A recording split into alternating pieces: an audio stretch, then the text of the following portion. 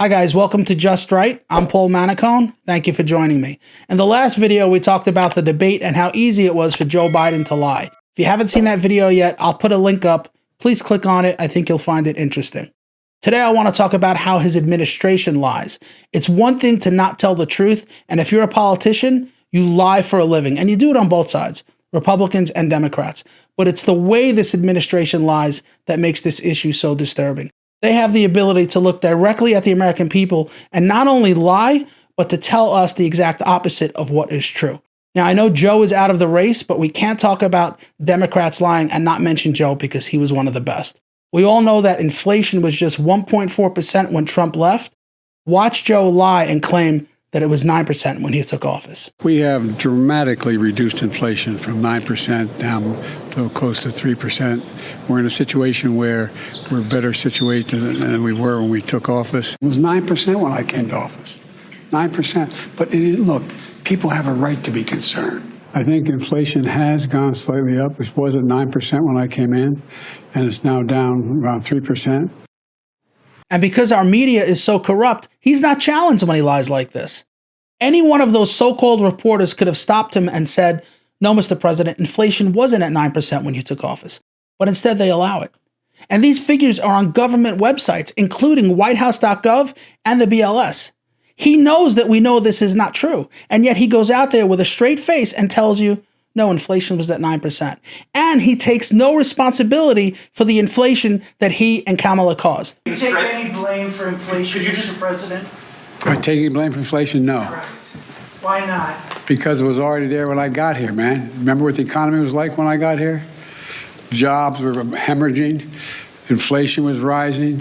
Inflation was rising? Here's the chart. You can see in January of 2021, when Joe and Kamala took office, inflation was just 1.4%, but it reached a high of 9.1%. Do you know how high that is? That is the highest level in 41 years. And they like to claim that inflation is coming down, but coming down from where? Maybe it's down from the Biden-Harris high of 9.1%, but it's still nowhere near the level when Trump left. We're still at 3.4%, which is more than double the rate than when Trump handed over the economy. But here's the thing about inflation that few people realize. Inflation is cumulative. It builds from one month to the next. When they say inflation for June is only 3%, which is much better than June of last year where it was 6%, what they're really saying is prices today are up 9% when compared to June of 2 years ago. But the administration doesn't word it like that. Instead, they come out and say, look what a great job we're doing. We cut the rate of inflation in half. 6% last year to only 3% this year. But that doesn't mean prices are going down. It just means they're going up at a slower rate. The only way prices will come down is if we have deflation, and that will never happen. That hasn't happened since the Great Depression. Now let's go to the lies about the border. We know Joe put Kamala in charge, and since then, in 3.5 years, we've had more than 10 million people cross illegally. When the administration is called on it, this is their response. We have a secure border. Do you continue to maintain that the border is secure? Yes, and we are working day in and day out to enhance its security. It is my testimony that the border is secure, and we are working every day, day and night, to increase its security. The border is secure. The border, we are working to make the border more secure. We have cameras today in Texas that are showing humongous groups of dozens or hundreds of migrants walking right into the country. So I'm curious what you meant last week when you said the border is closed. What I meant is precisely that. The border is closed. Immigration is tough. It has always been, because on one hand, I think we're naturally a people that wants to help others. At the same time, we're a nation state. We have borders. The idea that we can just have open borders is something that, as a practical matter, is unsustainable. Does President Biden agree with President Obama that open borders is unsustainable? We don't have open borders. So yes, he agrees. Well, there certainly is not an open border. We are continuing to employ our immigration proceedings and process and restrictions at the border. We have a secure border in that is a priority for any nation, including ours and our administration. You heard Kamala, the border czar, say that securing the border is a priority. If that were true, Kamala, why would you and Joe sue the border states of Texas and Arizona for trying to do the job the federal government refuses to do? Do you remember when Arizona installed shipping containers along its border to keep the illegals out? What did you and Joe do? You not only sued those states, but you threatened to arrest those state workers for trespassing on federal property. Arizona has started the auction of shipping containers once used as a makeshift border wall. You probably remember when former Governor Doug Ducey ordered the containers to be placed along the southern border just last year. Now, the federal government then sued Ducey's office for trespassing on federal land, and the containers were removed. Texas also used shipping containers, and you sued them as well. So Governor Abbott got creative and installed buoys in the Rio Grande River to keep the illegals from crossing. And you sued them for that too, didn't you, Kamala? Justice Department has filed paperwork asking a judge to order Governor Abbott to remove that floating barrier from the Rio Grande. Also in that filing, a request that no further barriers be installed while the case proceeds. The DOJ sued Texas earlier this week. They say Abbott lacked federal authorization to put in the line to deter migrant crossings. The shipping containers and the buoys were useful tools, and once you and Joe took those away, Texas was forced to rely on razor wire to keep the illegals out. And you sued them for that too. In the end, Texas was forced to rely on a simple chain link fence to keep the illegals out, but you couldn't even let that go.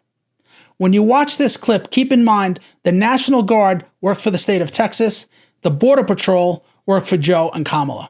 Watch what happens. Take a look at this video we shot yesterday where we're standing. This is the first time we had ever seen this. The Texas National Guard closed and locked a gate on this property. It's a major crossing area, and they blocked the illegal immigrants from being able to come into this property. It's private property. The owner allows the National Guard and Border Patrol to work here, but you can see illegal immigrants started showing up. They weren't let in. They expected to be let in, and they were surprised they couldn't get in. Here's what happened, though. Take a look at this video. Border Patrol showed up. A supervisor came with a key, opened up that gate, and let all of those illegal immigrants in. Symbolic of the way the state of Texas handles things versus the way the federal government handles things. If that clip doesn't sum it up, nothing will. But I'll give you one more. If Kamala thought that securing the border was a priority, why would she and Joe suspend construction of the wall that was already on the way when Trump left? They did this on day one. You know what else they did on day one? They passed 60 executive orders to reverse all of Trump's border policies. And they're proud of this. I'd like to understand from you what Trump-era immigration policies have been banned, ended, reversed, and if any investigations are underway by you. So we have rescinded so many Trump immigration policies, it would take so much time to list them. And yet this administration looks directly at the American people and swears they're doing everything they can to secure the border. And when you hear them say things like that, remember that too are nothing more than a bunch of lies. Now let's go to the lies about the vax. Remember they told you you wouldn't get COVID if you took the vaccine? Even if you don't want to, get your vaccine so you don't ever kill anybody with COVID. You're okay. You're not going to get COVID if you have these vaccinations. Yes, it will protect you, but honestly, it's not for you. It's so you don't kill other people. It's so you don't spread it to other people. When people are vaccinated, they can feel safe that they are not going to get infected. Most of all, it is not for you. It is to keep you from getting it and then spreading it. Our data from the CDC today suggests, that vaccinated people do not carry the virus, don't get sick, and that it's not just in the clinical trials, but it's also in real-world data. Get a shot. Is your fear of the shot really more scary to you than the prospect that you are going to be a vector, spreading a fatal virus to people around you? If you don't get that shot, just get it. Just get it, so you don't spread the fatal virus. That obviously didn't age well. And while I wanted to give this administration a little bit of leeway because this was something we never experienced before, I can't do it. And the reason I can't do it is because of what they did next. They blamed you. They blamed the unvaccinated. They said the reason COVID wasn't going away wasn't because the vax didn't stop the spread. It was because people like you refused to get vaccinated. You were responsible for killing your fellow Americans.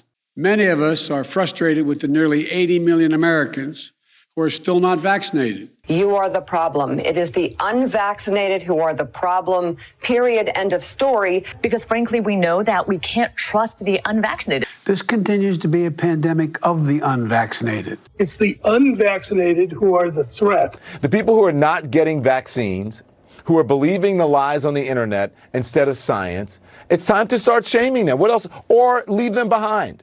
This is a pandemic of the unvaccinated.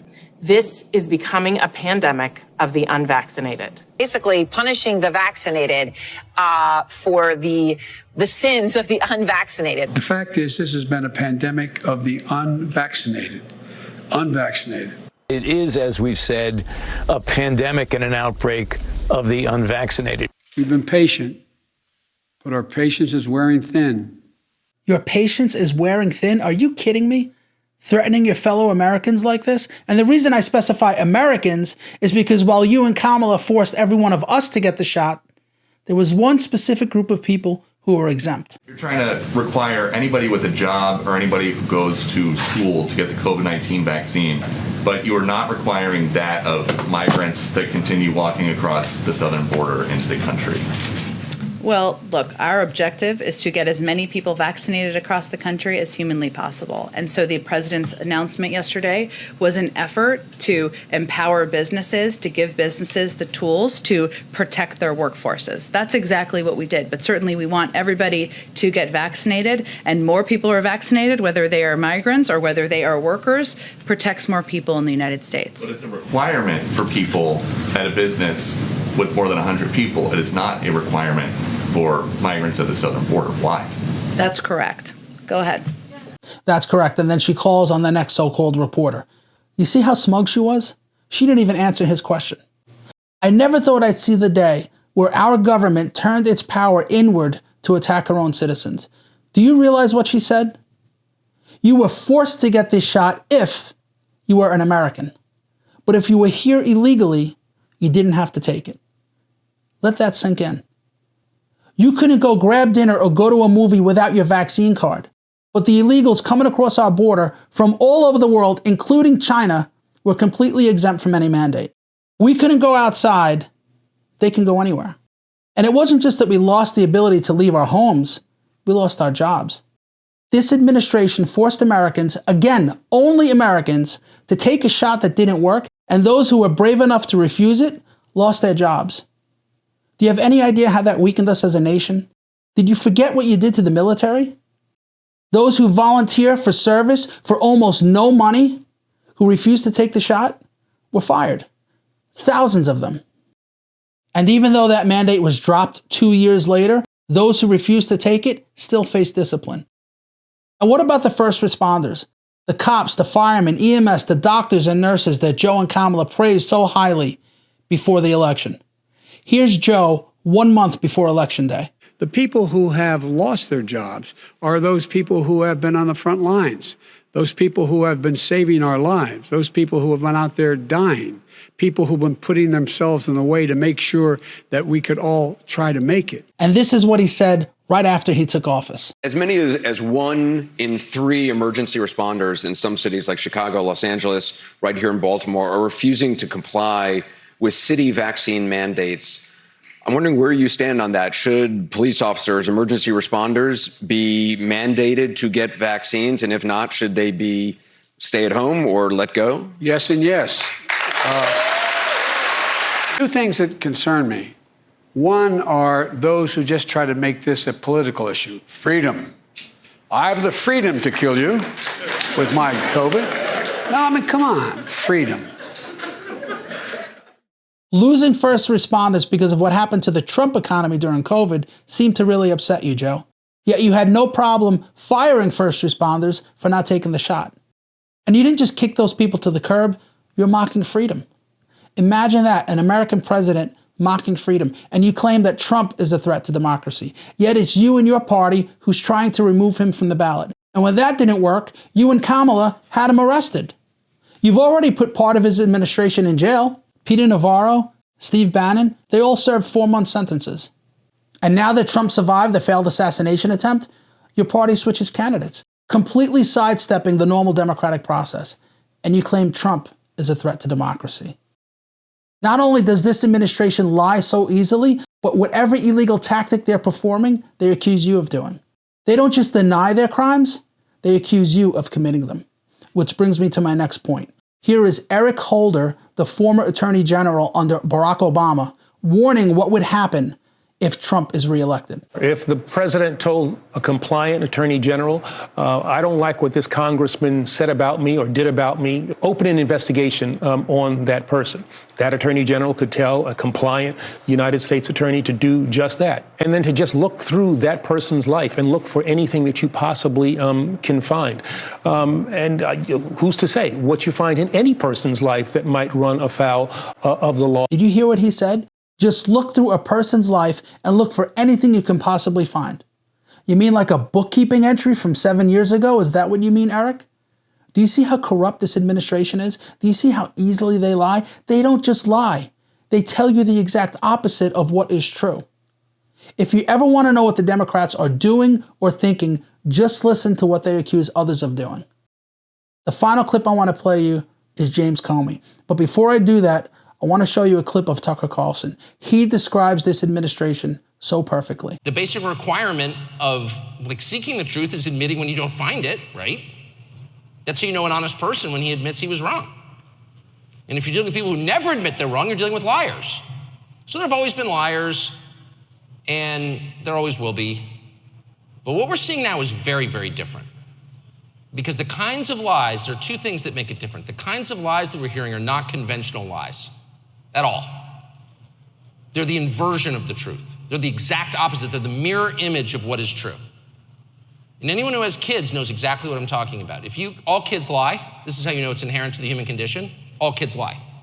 Even your beloved little Dylan, he lies, okay? But they lie in a very specific way. So you come down for breakfast, you open the cabinet, and half the Oreos are gone. And you say, Dylan, did you eat an Oreo? And he's like, oh, no. You ate an Oreo, didn't you? Yeah, just one. Dylan, there are 12 Oreos gone. Well, maybe 2. You get it. He's lying, he knows he's lying, he's ashamed of what he did, he's trying to hide it, you caught him, he's doubly ashamed you caught him, and so he's trying to hedge a little bit. Well, it's not as bad as you think. Not that bad, a person only ate 2, I didn't eat 12. And instead of, smacking him and saying, you liar, you get it, right? If Dylan worked in the Biden administration, he would stare right in your eyes and smile and say, I didn't eat any Oreos. You did. You ate the Oreos. You ate the Oreos. And he would be so calm and unperturbed and so certain of your guilt that in your mind you would think, shit, did I eat the Oreos? Maybe I did. Maybe I sleptwalked. That's pretty accurate, right? Nobody lies like this administration and those who support it.